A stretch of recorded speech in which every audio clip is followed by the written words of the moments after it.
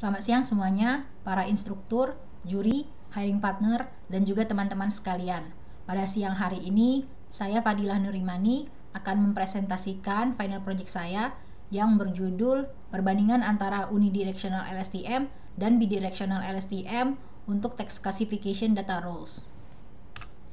Jadi presentasi akan dimulai dari latar belakang masalah, lalu objektif, metode, hasil, dan terakhir demo program machine learning yang sudah dibuat.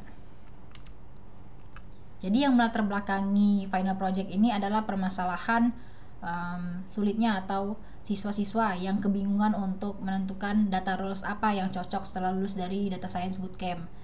Nah, kan memulai karir itu awalnya susah, terutama untuk siswa yang belum punya preferensi spesifik terhadap karir path-nya.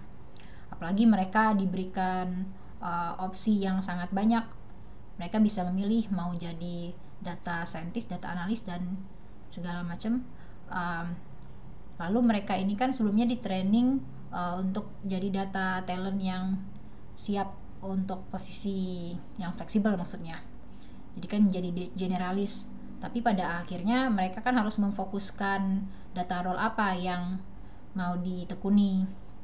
Nah, jadi seiring berjalannya waktu, siswa ini jadi tahu mereka mau jadi data talent yang seperti apa, dan mungkin beberapa sudah punya kecenderungan mau data roles apa ke depannya.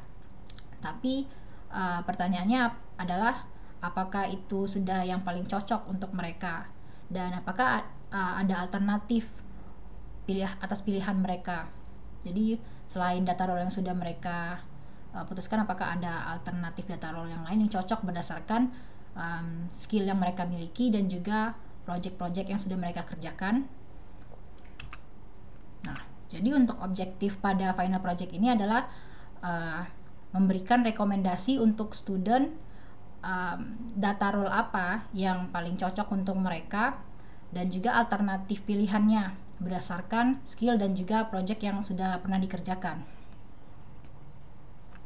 Lalu sebagai solusinya, saya akan membuat model prediktif untuk memprediksi berdasarkan skill siswa itu dan juga project yang sudah pernah dikerjakan.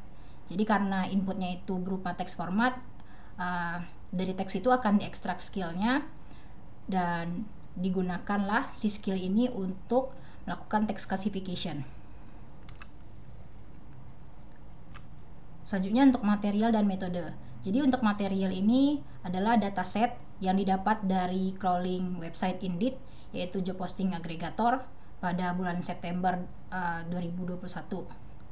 Nah, dataset ini ditulis dalam bahasa Inggris, tapi job postingnya itu adalah job posting yang ada di Indonesia. Dan selanjutnya kelas yang ada di dataset ini ada 3, yaitu data analis, data engineer, dan juga data scientist. Untuk metodenya, sesuai dengan judul, pada project ini akan dibandingkan metode long short term memory dengan 2 approach yang berbeda, yaitu unidirectional LSTM, yaitu LSTM satu arah, dan juga yang kedua bidirectional LSTM dengan 2 arah. Nah, kalau berdasarkan dengan penelitian sebelumnya, itu ada 2 penelitian yang mengangkat mengenai bidirectional ini dan perbandingannya dengan model lain dan ataupun perbandingannya dengan unidirectional. Untuk penelitian yang pertama itu didapat hasil kalau model bidirectional ini punya performa yang sedikit lebih baik dibandingkan unidirectional. Dan untuk penelitian yang kedua itu didapat hasil bahwa model bidirectional ini punya performa yang superior dibandingkan model yang dibandingkan pada penelitian itu. Nah, untuk workflow-nya tentunya akan dimulai dari pre-processing, menghilangkan stop word, dan juga mengekstraksi skill-nya.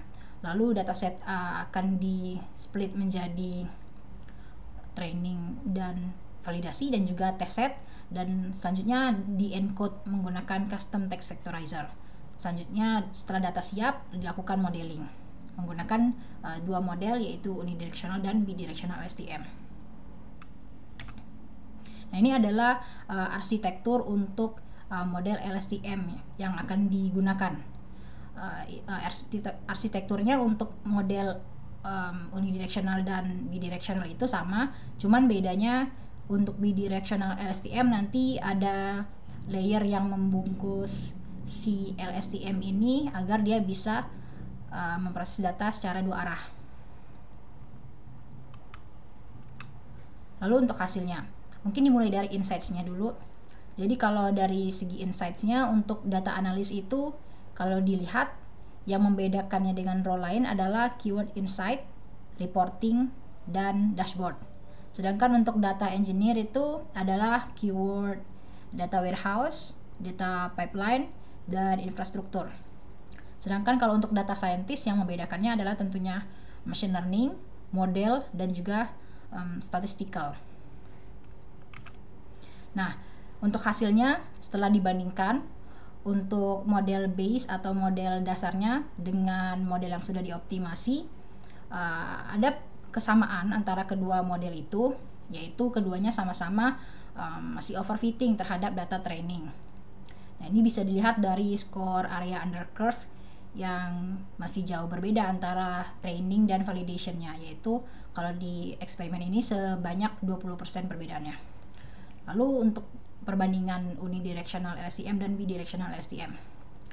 Untuk kedua model ini setelah dioptimasi, si bidirectional LSTM ini punya loss yang range-nya lebih kecil dibandingkan unidirectional LSTM. Untuk detailnya mungkin bisa dilihat di grafik ini. Untuk grafik yang di atas itu adalah grafik performa si base model. Kalau yang di bawah adalah grafik performa model yang sudah dioptimasi. Nah, kalau dibandingkan unidirectional dan bidirectionalnya, bahkan untuk di base model itu loss-nya si bidirectional itu lebih kecil daripada unidirectional. Lalu kita optimasi dan juga ternyata kesimpulannya masih sama, yaitu loss si bidirectional LSTM ini masih lebih kecil dibandingkan unidirectional LSTM. Artinya si bidirectional LSTM ini berhasil menekan loss lebih banyak dibandingkan si unidirectional. Selanjutnya untuk part diskusinya. Nah, setelah melakukan eksperimen dan dibandingkan unidirectional dan bidirectionalnya, dapat hasil kalau si bidirectional itu memberikan performa yang terbaik. Ini didapatkan dari membandingkan loss dan juga area under curve-nya. Jadi untuk penelitian ini atau untuk eksperimen ini, kita bisa mengatakan kalau dataset yang ini bekerja lebih baik saat menggunakan bidirectional LSTM. Dan juga hal ini kemungkinan dikarenakan si bidirectional LSTM ini bisa memproses data secara forward dan juga backward. Jadi informasi yang didapat itu bukan hanya informasi forward tapi juga backwardnya. Nah, kalau dibandingkan dengan penelitian sebelumnya, hasilnya juga sama kesimpulannya, yaitu bidirectional memberikan performa yang lebih baik. Nah, kalau untuk kedepannya, mungkin di eksperimen selanjutnya itu bisa lebih fokus ke mengurangi overfitting terhadap data training. Mungkin bisa dilakukan dengan meregularisasi modelnya atau mencoba arsitektur lain. Nah, selanjutnya untuk demo program. Jadi pada kali ini saya akan mendemokan programnya di lokal karena ada fitur yang sedikit berbeda yang telah saya buat. Kalau yang di Heroku itu tidak bisa melakukan input terhadap data PDF, tapi kalau yang di lokal itu bisa. Hal ini karena si Heroku itu storage-nya agak susah di settingnya. Nah, kalau misalnya kita input CV data scientist, hasilnya adalah, nah memang betul yang punya CV itu cocok untuk jadi data scientist, yaitu dengan probabilitas 41,7%. Tapi ada alternatif nih, dia bisa juga jadi data engineer dengan skill yang sudah dimiliki. Nah, kalau misalnya kita input langsung tanpa lewat PDF, ini ada CV dari data engineer. Nah, rupanya si pemilik CV itu juga cocok untuk jadi data engineer, yaitu dengan probabilitas yang tidak jauh beda dengan alternatifnya, yaitu data scientist. Artinya si data engineer ini juga berdasarkan skillnya juga bisa menjadi data scientist. Jadi Baiklah, terima kasih. Sekian presentasi saya pada siang hari ini. Saya ucapkan terima kasih banyak.